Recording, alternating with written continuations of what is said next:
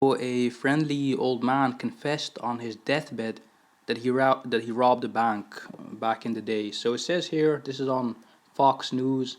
So friendly family man's 50-year secret, he had a shocking past.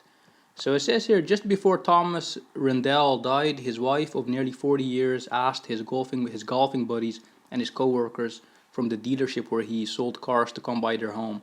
They gathered to say goodbye to a guy they called one of the nicest people they'd ever known, a devoted family man who gushed about his daughter, a golfer who never bent the rules, a friend to so many that a line stretched outside the funeral home a week later. So he was sick and died. Anyway, by the time of their final visit last May at Randell's house in suburban Boston, the cancer in his lungs had taken away his voice, so they all left without knowing that their friend they'd spent countless hours swapping stories with never told them his biggest secret of all. For the past 50 years, he was a fugitive wanted in one of the largest bank robberies in Cleveland's history.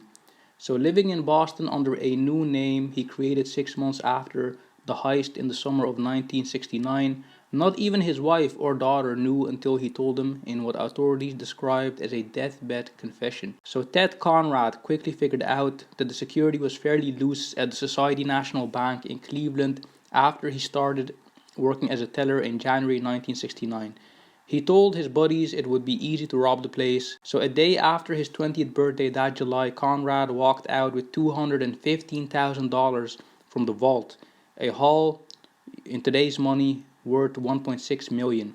By the time the missing money was noticed, Conrad was flying across the country. In a letter sent to his girlfriend, he mistakenly thought he could return when the statute of limitations expired. According to John Elliott, a deputy marshal, a deputy U.S. Marshal who was from the same town as Conrad and knew him in childhood, Conrad was able to evade capture because he was very careful and didn't make any missteps. Why Conrad committed the robbery is still unknown. According to Metcalf, his high school pal, it wasn't about the money. He always wanted to impress people.